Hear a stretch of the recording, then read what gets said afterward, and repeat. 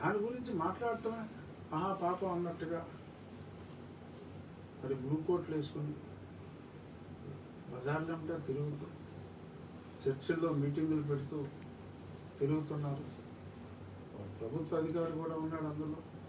దరితేగించి తిరుగుతూ ఉన్నా గుడ్లప్పు నుంచి చూస్తున్నారు. మరి ఎందుకు అలా గుడ్లప్పు నుంచి చూస్తున్నారో నాకు తెలియదు. మరి వారు మాట్లాడే రాజ్యాంగ వ్యతిరేక చిన్న స్పీచ్ ఒకటి ఇప్పుడు చూపించిన తర్వాత దాని మీద కాసేపు మాట్లాడదాం. లేదు రాబోయే ఎన్నికల్లో క్రైస్తవుల్ని దళితులుగా చేయడానికి ఎవరైతే ముందుకు వస్తారో, దళిత వాడల్ని ఎవరైతే పంచాయతీలు చేస్తారో, ఆ దళిత వాడికి 2 కోట్లు ఏటా ఎవరైతే ఇస్తారో, మా పిల్లల బంగారు భవిష్యత్తుకి ఎవరైతే బాటలు వేస్తారో వారికి మాత్రమే ఓటు వేస్తాము. జై భీమ్.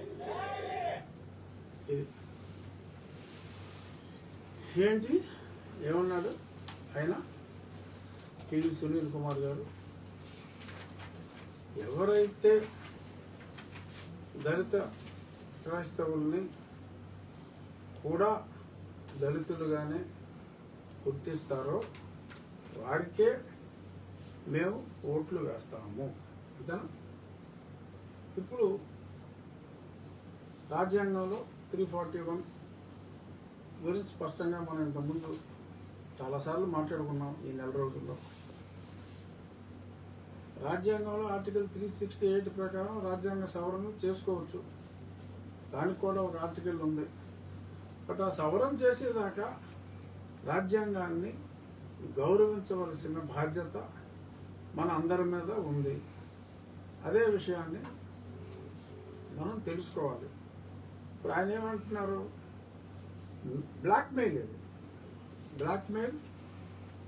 మాకు ఇలా చేస్తేనే మేము మీకు ఓట్లు వేస్తాం అంటే ఒక దళిత హిందువులకు ఉద్దేశించిన ఒక రాజ్యాంగ సూత్రాన్ని మార్చివేయాలి అని మాట్లాడుతూ ఆ దళిత సోదరులకి అన్యాయం హిందూ సోదరులకి అన్యాయం జరిగే విధంగా మాట్లాడుతున్నాం. ఎనీ పొలిటికల్ పార్టీ రిజిస్ట్రేషన్ అయినప్పుడు రాజ్యాంగాన్ని మేము అనుసరిస్తాము అని ఒక ప్రమాణం లాంటిది కూడా ఉంటుంది. అది అండర్టేకింగ్ ఇస్తేనే పొలిటికల్ పార్టీ రిజిస్ట్రేషన్ అవుతుంది. సో ఒకసారి రాజ్యాంగానికి అనుగుణంగా ఉంటాము అని ఉన్నప్పుడు ఇటువంటి వాగ్దానాలు పొలిటికల్ పార్టీస్ చేయలేవు, అంటే చేయకూడదు. చేస్తే పార్టీ రిజిస్ట్రేషన్ రద్దు అవుతుందా అంటే అటువంటి సంఘటనలు ఇప్పుడు దాకా జరగల. మరి వారి ఉద్దేశం, మరి గతంలో వైఎస్ఆర్ ప్రభుత్వం అసెంబ్లీలో ఒక రిజల్యూషన్ పెట్టింది, కేంద్రమా దీన్ని కన్సిడర్ చేయండి అని. అలాగే తెలుగుదేశం ప్రభుత్వం కూడా గతంలో తీర్మానం ప్రవేశపెట్టి పంపించారు దీన్ని కన్సిడర్ చేయమని. మరి ఇప్పుడు సునీల్ కుమార్ గారు మరి ఆ 2 ప్రభుత్వాలు చెప్పినాయి కాబట్టి ఇద్దరికి ఓట్లేయమన్నా, లేదు మళ్ళీ ఎవరైనా చెప్తే ఫ్రెష్గా చెప్తే వారికే ఓట్లేయమన్నా, మరి ఏ ఉద్దేశంతో ఆయన ఇప్పుడు చర్చిలమ్మట తిరిగి పూటకో చర్చిలో ఈ రకంగా ఈ ప్రమాణాలు చేస్తున్నారు? ఇది దేనికి సంకేతం? హిందువుల హక్కులు కాపాడాలి అనే ఒక సామాజిక అంశం హిందువులకు కూడా వస్తే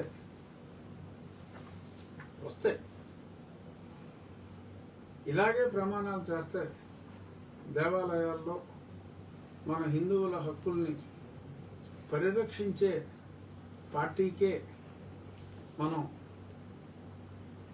ఓట్లు వేద్దాం, అంటే రాజ్యాంగాన్ని పరిరక్షించే పార్టీకే మనం ఓట్లు వేద్దాం, రాజ్యాంగాన్ని మారుస్తాం అని 20% ఓట్ల కోసం ఆశపడే వారికి కాదు, రాజ్యాంగాన్ని ఉన్నది ఉన్నట్టుగా రాజ్యాంగం హిందువులకి ఇచ్చిన హక్కుల్ని ఉన్నది ఉన్నట్టుగా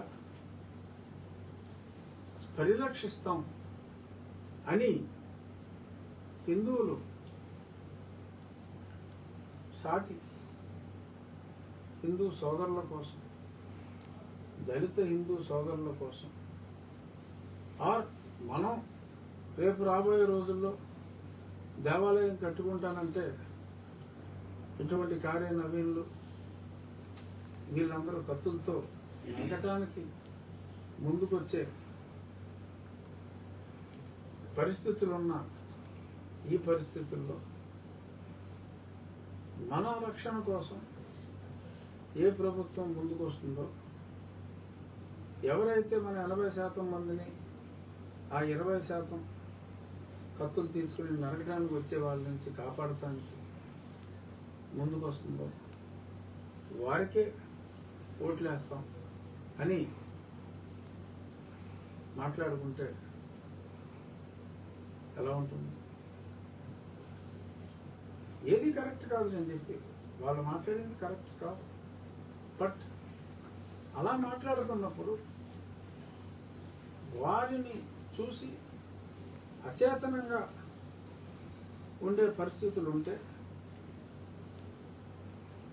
మనలో చైతన్యం రాకుండా ఉంటుందా? ఈ ఆలోచన నాకు అనిపించింది. ఇది కరెక్ట్ కాదు. ఖచ్చితంగా ఏదైనా ఆదిలోనే ఇటువంటి ఉన్మాద స్థితిని అణిచివేయవలసిన అవసరం ఉంది.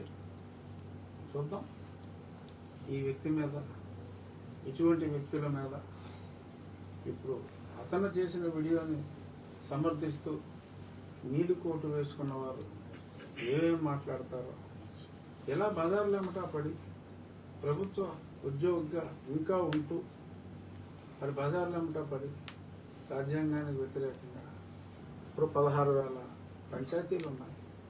16,000 పంచాయతీల్లోనూ ఉన్న దళితులకి 16,000 దళిత పంచాయతీలు పెట్టి ఒక్కో దళిత పంచాయతీకి 2 కోట్ల చొప్పున 32,000 కోట్లు ఇస్తే అసలు ఉన్న పంచాయతీరాజ్ బడ్జెట్ అంతా మొత్తానికి వీళ్ళకి సెపరేట్ చేసి 32,000 ఇస్తేనే మేము ఓట్లేస్తాము అని బరి తెగించి ప్రభుత్వ జీతం తీసుకుంటూ, ఇంకా సరే 6 నెలల నుంచి జీతం ఇస్తున్నారు లేదో నాకు తెలియదు, సస్పెన్షన్లో ఉంటాయి. బట్ ఇంకా ఉన్నప్పుడు సరే నా కేసులో అతను ఏమన్నా ఉన్నాడో సరే అతను మీద ఇంకా పెద్దగా చర్యలు ఇంకా ఏదో ఒకసారి చుట్టూ చూపుగా పిలిచారు అనేది నేను మొన్న చెప్పాను. సో కాబట్టి మళ్ళీ దాని గురించి ఎక్కువగా మాట్లాడుకోవాల్సిన అవసరం లేదు. కానీ మరి ఈ రకంగా